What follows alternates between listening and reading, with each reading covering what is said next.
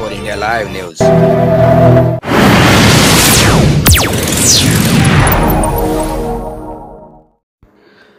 नमस्कार, आपल्या सर्वांना 24 इंडिया लाईव्ह न्यूज मध्ये स्वागत आहे। बघा आजची खास खबर आणि शेवटपर्यंत बघा।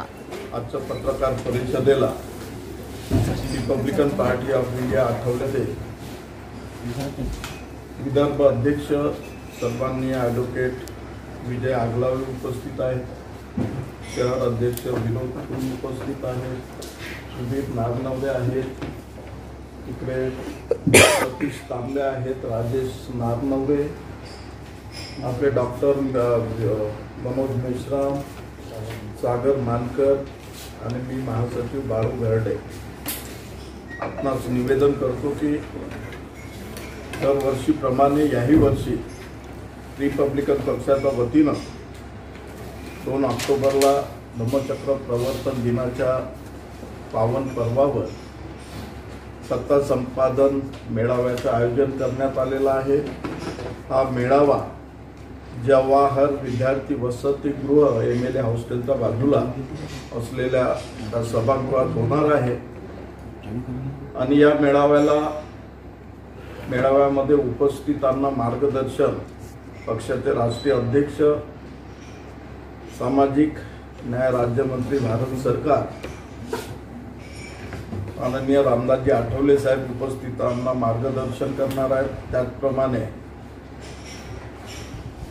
पक्षाचे ज्येष्ठ नेते सुद्धा या ठिकाणी उपस्थित राहून मार्गदर्शन करतील आणि या मेळाव्याचे अध्यक्ष सन्माननीय विदर्भ अध्यक्ष ॲडव्होकेट विजय आगलावे हे अध्यक्षस्थान भूषवणार आहे आणि मेळाव्याला मोठ्या संख्येनं राज्यातून, नागपुरातून, विदर्भातून लोक उपस्थित राहतील।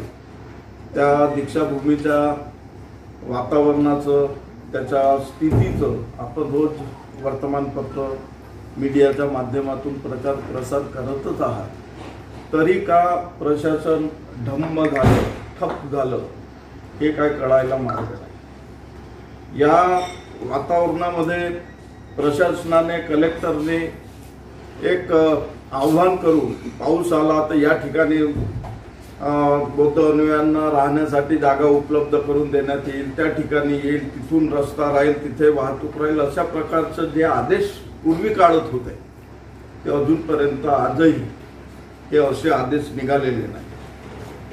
स्तूपाच्या परिसरातलं NIT काम बघत आहे आणि महानगरपालिका बाहेरचं काम बघत आहे।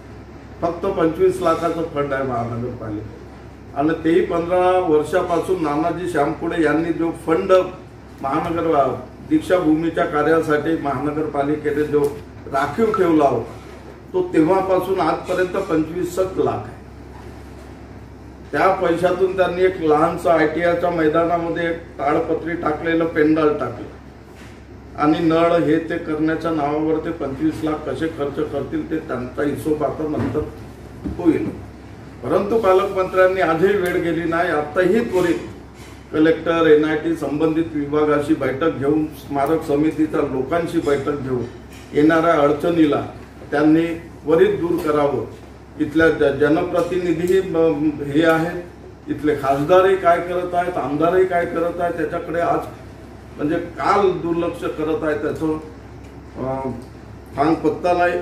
आणि दीक्षाभूमीवर जर का गैरसोय झाले बौद्ध बांधवाची तर ते कुणालाही परवडणार नाही आणि बौद्ध अनुयायी म्हणून आम्ही ते कदापि खपवून घेणार नाही आणि जर का काही झालं त्याचं सर्वस्वी जबाबदारी प्रशासनाची आणि शासनाची राहील, हा इशाराही देण्यासाठी आम्ही आज या पत्र परिषदेच्या माध्यमातून आपल्याशी संवाद साधला। प्रशासनावर जर तुम्ही प्रशासनात ठेवला तर त्यामध्ये काही समिती पण येत नाही का? समितीने यावर काय केलं? जसं पालकमंत्री दुर्लक्ष करत आहेत तर पालकमंत्र्यालाही समिती दुर्लक्षित करणार आहे का? समिती पालकमंत्र्यांच्या बैठकीची वाट पाहत आहे। मागच्या वर्षी पालकमंत्र्यांनी ज्या पद्धतीनं बैठका घेऊन सर्वांना कामाला लावलं होतं, या वर्षी का पालकमंत्र्यांनी बैठक घेतली नाही? बैठक झाली, ज्या पद्धतीची बैठक व्हायला पाहिजे त्या पद्धतीची बैठक होऊन त्यांनी काम हे केलं नाही। महानगरपालिका NIT कडे बोट दाखवतो. आतल्या प्रकरण जे सुरू आहे किचड आणि हे सर्व, आणि NIT सरळ हात वर करते की आम्ही आमच्या ऐपतीच्या वर खर्च केलेला. आम्ही आमच्या तुम्ही स्वतःहून काय मीना साहेबांना विचारलं ना, नाही प्रशांत लोकप्रतिनिधी कलेक्टरांनाही विचारलं ना, तर त्या ठिकाणी तुम्ही डोमची व्यवस्था का करत नाही? लोकप्रतिनिधींना का नाही विचारलं? दीक्षाभूमीच्या बाबतीत आम्हाला म्हणजे प्रश्न विचारायला पाहिजे ना लोकप्रतिनिधींना. जनतेमध्ये अशी खळबळ आहे की जे कमिटीचे लोक झोपलेले आहेत ते जागे झालेले नाही. कधी जनतेला त्यांनी कधी आवाहन केलेलं नाही आहे. कुठल्याही तिथे समस्या असतात, जे येणारे जे बाहेरचे जे लोक येतात बौद्ध बांधव, त्यांना जे अडचणी असतात हे अडचणी कधी तिथल्या कमिटीने सोडवण्याचा प्रयत्न केलेला नाही आहे. आपण याच्यावर काय सांगणार? सर्वस्वी जबाबदारी स्मारक समितीच्या सूचनेनुसार NIT महानगरपालिका, पोलीस प्रशासन आणि संबंधित प्रशासन पार पाडते.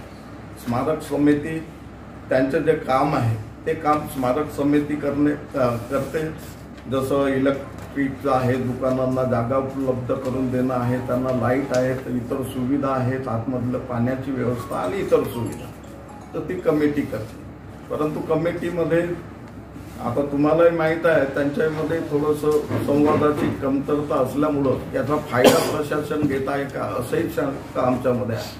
आणि या निमित्तानं आमची एक मागणी आहे की वारंवार दीक्षाभूमीला पर्यटन क्षेत्राचा दर्जा देण्याची घोषणा मुख्यमंत्री करत होते, परंतु अद्याप त्यांनी दर्जा का दिला नाही? दीक्षाभूमीला पर्यटनाचा दर्जा अद्याप का दिला नाही? तुम्ही घोषणा करता आणि देत नाही. आमची मागणी आहे की येणाऱ्या काळामध्ये दीक्षाभूमीला पर्यटनाचा दर्जा देण्यात आहे. अधिवेशनामध्ये मुख्यमंत्रीनं 4.25 एकर जागा आम्ही महाराष्ट्र शासनाने दिली आहे, ते आम्ही केंद्राकडे पाठवलेली आहे. केंद्राची जेव्हा मंजुरी होईल तेव्हा आम्ही ते जागा देऊ असंही म्हणाले होते. त्याच्या पाठपुरावा आपण केलेला आहे का? कधी कमिटीने केलेला आहे का? आज त्या ठिकाणी येणाऱ्या अनुयायांना पाण्यापासून, हवेपासून बचावाची गरज आहे. ती अगोदर त्यांनी पूर्ण करावी. पालकमंत्र्यांनी लक्ष घालावं, काय करता येईल ते आता त्वरित करावं आणि अडचण होणार नाही, त्यांना कोणत्याही प्रकारचा त्रास होणार नाही बौद्ध बांधवांना, याची दक्षता. पत्रकारांनी, आपण जागृत पत्रकार आहात, ते वारंवार नागपूरला येतात, नागपूरचे ते रहिवासी आहेत, मुख्यमंत्री आहेत, आपण नाही त्यांना हा प्रश्न वारंवार विचारून त्यांना उत्तर मागण्यासाठी बाध्य कराल अशी विनंती आहे. गाडी साहेब, जो कार्यक्रम आयोजित केलेला आहे, दरवर्षी तो कार्यक्रम असतोच, पण तुम्ही यावेळी विशेष कार्यक्रम आयोजित केलेला आहे की सत्ता परिवर्तन मेळावा, जो आम्ही नाव दिलेला आहे, सत्ता संपादन मेळावा जो नाव दिलेला आहे ते समजून दिलेलं आहे. मी 6 जिल्ह्यामध्ये दौरे केले, मिटिंगा घेतल्या, 1 नाही 2 दिवस राहिलो जिल्ह्यामध्ये. गडचिरोली असो, चंद्रपूर असो, भंडारा असो, गोंदिया असो, वर्धा असो, नागपूर असो. यामागचा उद्देश असा आहे की प्रत्येक जिल्ह्यामध्ये कार्यकर्त्याचं मत काय हे जाणून घेतलं आणि त्या अनुषंगाने येणारे जे जिल्हा परिषद आहे, पंचायत समिती आहे, महानगरपालिका आहे, नगरपालिका आहे आणि ग्रामपंचायती सुद्धा काही आहेत काही जिल्ह्यामध्ये. तर याच्यापूर्वीच्या युतीमध्ये आम्ही बघितलं तर ठराविक सीटा सोडण्यात येत होत्या, त्या समाधानकारक नव्हत्या, कधी कधी आम्ही अपुरे पडायची कुठे कुठे. यावेळेस आम्ही हा विचार केला की प्रत्येक जिल्ह्याच्या कार्यकर्त्यांशी चर्चा होऊन तिथलं मत घेऊन आणि त्या अनुषंगानं विदर्भ लेवलवर ते त्यांच्यासोबत चर्चा करून कुठली परिस्थिती कशी आहे, तुम्ही त्या परिस्थितीमध्ये असं केलं पाहिजे याबद्दलची चर्चाही झाली पाहिजे. अनेक प्रश्न आमच्या विदर्भ लेवलवरचे आहेत, शासन लेवलवरचे आहेत, मामल्याबद्दल इतर, ह्या सगळ्या अनुषंगाने आम्ही हा मेळावा आयोजित केलेला आहे. बाळासाहेबांच्या वंचित बहुजन आघाडी सहित सर्व आंबेडकरी गट एकत्र समजा आले निळ्या झेंड्याखाली तर आम्हाला आनंदच होईल आणि निश्चितच आम्ही त्यात सहभागी. ही होती आजची खास खबर. बघत राहा 24 इंडिया लाईव्ह न्यूज. शेअर करा, सबस्क्राईब करा, लाईक करा, कॉमेंट करा आणि चॅनलला मदत करा. धन्यवाद.